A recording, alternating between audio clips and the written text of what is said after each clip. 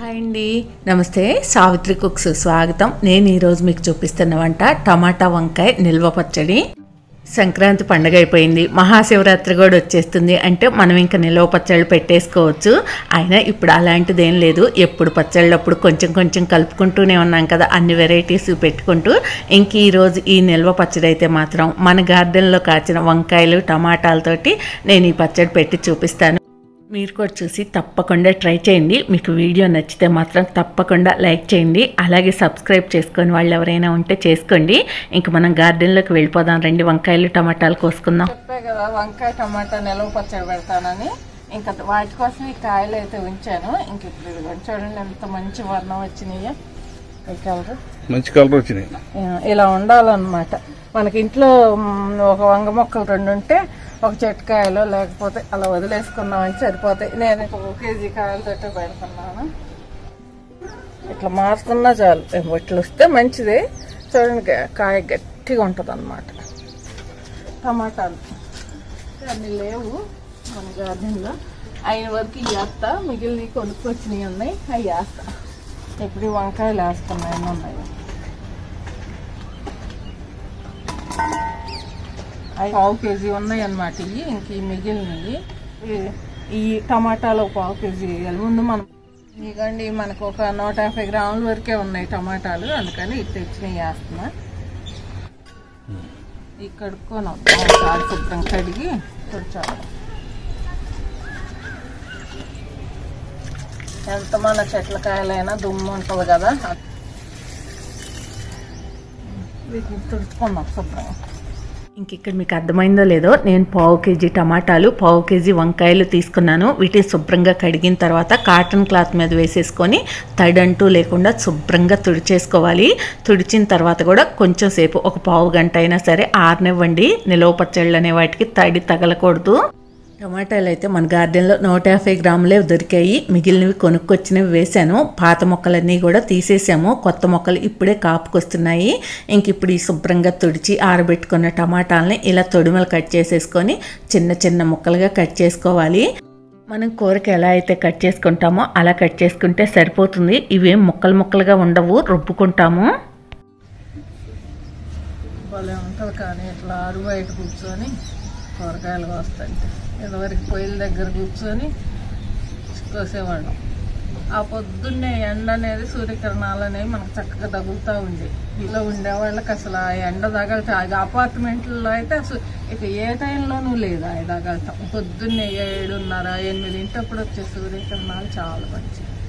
ఇంకా కబుర్లు చాలే, చకచక పచ్చడి పెట్టేసుకుందాం అంటారా. ఇంక టమాటా ముక్కలు కట్ చేయటం అయిపోయింది. ఇంకా వంకాయలు, ఈ వంకాయలు పుచ్చులు లేకుండా జాగ్రత్తగా చూసుకొని ఇలా పెద్ద పెద్ద ముక్కలుగా కట్ చేసుకోండి. తొడెము కట్ చేసేసి మిగతావన్నీ కూడా ఇలాగే కట్ చేసుకోవాలి. ఇంక ఇక్కడ చూసారా, ఈ చిన్న గ్లాస్ తోటి 1 గ్లాస్ ఉప్పు తీసుకున్నాను. గ్లాస్ పై కల్లా కొప్పులారా. ఇది 125 గ్రాములు ఉంటుంది. ఇందులో 1/2 గ్లాస్ మాత్రమే నేను వంకాయ ముక్కల్లో వేస్తున్నాను. మీరు అంత కూడా వేసుకోవద్దు, ఇంకా కొంచెం తగ్గించి వేసుకున్నా పర్వాలేదు. ఇందులోనే 1/2 టీ స్పూన్ పసుపు వేసుకోండి. ఇక్కడ నేను ఒక చిన్న పొరపాటు చేశాను, అదేంటో మీకు చెప్తాను తర్వాత. ఇంక ఇక్కడ ఒక 1/2 గ్లాస్ వరకు ఆయిల్ వేసుకోండి. మనం ఏ గ్లాస్తో అయితే ఉప్పు వేసుకున్నామో ఆ గ్లాస్ తోటే ఇది ఆయిల్ ఒక 25 గ్రాముల వరకు ఉంటుంది. ఇంక ఈ వంకాయ ముక్కలు, ఉప్పు, పసుపు అంతా బాగా వంకాయ ముక్కలకు పట్టేలాగా ఇలా కలిపేసుకోండి. ఇంక ఇక్కడ నేను చేసిన పొరపాటు ఏంటంటారా, ఈ వంకాయ ముక్కల్లో కళ్ళుప్పు వేశాను. కళ్ళుప్పు కాకుండా మెత్తటి ఉప్పు వేసుకోండి. ఎందుకంటే మనం ఈ వంకాయ ముక్కలు రుబ్బుకోం కాబట్టి ఈ ఉప్పు అనేది కరగదనమాట. మీరు మాత్రం మెత్తటి ఉప్పు వేసుకోండి. నేను కాసేపు ఊరిన తర్వాత ఈ ముక్కలన్నీ కూడా తీసి పక్కన పెట్టి ఉప్పు అనేది గ్రైండర్లో వేసేస్తాను. ఇంక ఈ వంకాయ ముక్కలన్నీ కూడా కలిపేసుకున్నాం కదా, దీన్ని పక్కన పెట్టేసుకొని ఇంక ఇప్పుడు టమాటా ముక్కలు కూడా కట్ చేసుకున్నాం కదా, ఇంక మిగతా 1/2 గ్లాసు ఉప్పుని ఈ టమాటా ముక్కల్లో వేసేసుకోవాలి. ఈ టమాటా ముక్కల్లో 1/2 టీ స్పూన్ పసుపు కూడా వేసుకోవాలి. ఇందులోకి చింతపండు, ఈ చింతపండు మాత్రం మీ ఇష్టాన్ని బట్టి వేసుకోండి. మీరు తినే పులుపుని బట్టి కానీ, లేదంటే కనుక చింతపండు పులుపుని బట్టి 100 గ్రాముల నుంచి 125 గ్రాముల వరకు వేసుకోవచ్చు. నేను ఇక్కడైతే చింతపండు 100 గ్రాములు మాత్రమే వేశాను. ఇంక ఇప్పుడు ఈ టమాటా ముక్కలు, ఉప్పు, పసుపు, చింతపండు అన్నీ బాగా కలిసే వరకు ఒక 5 నిమిషాల పాటు ఇలా కలిపేసుకోండి. గుజ్జు గుజ్జుగా అవుతుంది. ఇంక ఇప్పుడు ఈ వంకాయ ముక్కలు, టమాటా ముక్కలు ఇవన్నీ కూడా ఒక పూట అలా వదిలేసేయాలి.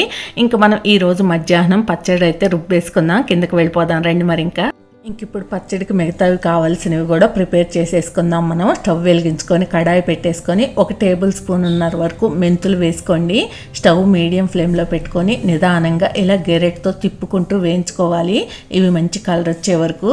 ఇంక ఇక్కడ నేను ఎల్లిపాయలు కూడా ఒలిసి పెట్టుకున్నాను. ఇక్కడ నేను ఒక 125 గ్రాముల వరకు ఎల్లుల్లిపాయలు తీసుకున్నాను. ఇలా పొట్టు ఒలిచేసి పెట్టుకోండి. మీరు ఇన్ని వేసుకోదలుచుకోకపోతే కొంచెం తగ్గించైనా వేసుకోవచ్చు. ఇంక ఇక్కడ మనకు మెంతులు కూడా వేగిపోయాయి. ఇంక ఇప్పుడు వీటిని ప్లేట్లోకి తీసేసుకోండి వెంటనే, లేకపోతే ఒక్కొక్కసారి అందులోనే ఉంచితే కలర్ మారిపోతాయి. మెంతులు మాడిపోకుండా చూసుకోండి.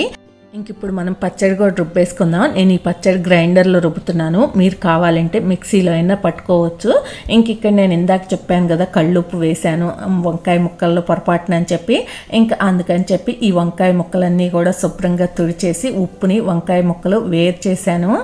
ఇంక ఇక్కడ చూస్తున్నారు కదా వంకాయ ముక్కల్లో నుంచి తీసిన ఉప్పు అన్నమాట ఇది గ్రైండర్లో వేసుకొని చక్కగా మెదిగిపోతుంది. ముందైతే మనం వేయించిన మెంతులు వేసేసుకుందాం.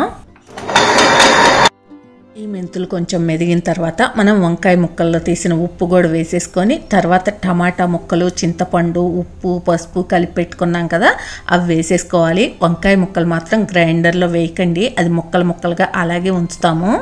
మీరు మిక్సీలో పట్టుకున్నా కూడా నేను గ్రైండర్లో ఏ పద్ధతిలో అయితే చూపిస్తున్నానో అదే పద్ధతిలో మిక్సీలో అయినా పట్టుకోండి. కాకపోతే మనం గ్రైండర్లో అయితే కొంచెం ఎక్కువసేపు రుబ్బుకుంటాం అనమాట.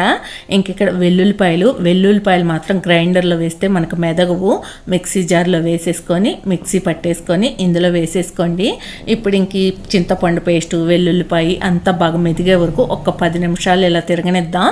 ఒక 10 నిమిషాల తర్వాత చూద్దాం మళ్ళీ. ఇంక ఇక్కడ మనకు 10 నిమిషాల తర్వాత చక్కగా మెత్తగా మెదిగిపోయింది. ఇంత మెత్తగా అయిపోయింది కదా. ఇంక ఇప్పుడు దీన్ని బయటికి తీసేసుకుందాం ఒకసారి.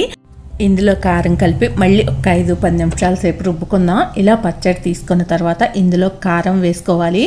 మనం ఏ గ్లాస్తో అయితే ఉప్పు తీసుకున్నామో అదే గ్లాస్ తోటి 1 గ్లాసు కారం వేసుకోండి. మనం ఈ పచ్చళ్ళలోకి వాడే కారాన్ని పచ్చి కారము అంటాము. మంచి కలర్ ఉన్నది, క్వాలిటీ ఉన్నది, మంట తక్కువ ఉన్నది తీసుకోండి. అప్పుడు పచ్చడి అనేది మనకు పుల్లగా బాగుంటుంది. ఇప్పుడు ఈ కారము, ఈ టమాటాల పేస్టు అంతా కూడా బాగా కలిసే వరకు కలిపేసుకొని మళ్ళీ ఇప్పుడు దీన్ని గ్రైండర్లో వేసేసుకొని ఒక్క 10 నిమిషాలు రుబ్బుకుంటే చాలా బాగుంటుంది. లేదంటే కనీసం 5 నిమిషాలైనా రుబ్బుకోవాలి. మేమైతే కొంచెం పచ్చళ్ళు ఎక్కువసేపే రుబ్బుతాము. నేను 10 నిమిషాలు రుబ్బుతాను. ఈలోపు మనం పచ్చడి తిరగమాత వేసుకోవటానికి తిరగమాత కూడా రెడీ చేసుకుందాం. స్టవ్ వెలిగించుకొని కడాయి పెట్టేసుకొని మనం ఏ గ్లాస్తో అయితే ఉప్పు కారాలు తీసుకున్నామో ఆ గ్లాస్ తోటే గ్లాసున్నర శనగ నూనె వేసుకోండి. నేను ఈ పచ్చడి మొత్తం కూడా కొంచెమే కాబట్టి మొత్తం ఒకేసారి తిరగమాత వేస్తున్నాను. ఆయిల్ వేడెక్కిన తర్వాత 2 టేబుల్ స్పూన్ల ఆవాలు, 2 టేబుల్ స్పూన్ల పచ్చిశనగపప్పు, 2 టేబుల్ స్పూన్ల మినప్పప్పు, 2 టేబుల్ స్పూన్ల జీలకర్ర వేసుకోండి. మేము ఈ పచ్చడిలోకి తిరగమాత గింజలు అనేవి కొంచెం ఎక్కువ వేస్తాము. మీరు కావాలంటే కొంచెం తగ్గించైనా వేసేసుకోవచ్చు. ఇంక ఇప్పుడు ఇందులోనే ఒక 4-5 ఎండుమిరపకాయలు, ఒక 5-6 వెల్లుల్లి రెబ్బలు కచ్చాపచ్చిగా దంచి వేసుకోవాలి. ఇవి కొంచెం దోరగా వేగాయి అనుకున్న తర్వాత మనం 2-3 రెమ్మల కరివేపాకు కూడా వేసేసుకోవాలి. ఆ కరివేపాకు వేయటమే ఆలస్యం, మనకు ఆకలి వేసేస్తుంది అనమాట ఆ స్మెల్కే. ఇంక ఈ తిరగమాత అంతా కూడా ఇలా వేగిన తర్వాత లాస్ట్లో ఒక 1/4 టీ స్పూను ఇంగువ వేసుకోండి. మంచి టేస్ట్, ఫ్లేవరు రెండూ వస్తాయి. ఇంకా స్టవ్ ఆపేసుకొని ఈ తిరగమాత ఆరిపోతుంది. ఈలోపు మనం పచ్చడి కూడా మెదిగిపోయింది. ఇప్పుడు దీన్ని బయటికి తీసేసుకుందాం. పచ్చడి మెదగటం కూడా అయిపోయింది కదా, మరి వంకాయ ముక్కలు వేయలేదేంటి అని చూస్తున్నారా? ఇంక ఇప్పుడు వేసేసుకుందాం. ఈ పచ్చడి అంతా ఒక గిన్నెలోకి తీసేసుకొని ఇందులో మనం తీసి ఉంచుకున్న వంకాయ ముక్కలు వేసేసుకొని అంతా ఒకసారి బాగా కలిసే వరకు కలిపేసుకోవాలి. ఈ పచ్చడిలో ఈ వంకాయ ముక్క పెట్టుకొని తింటుంటే ఎంత బాగుంటుందో అసలు.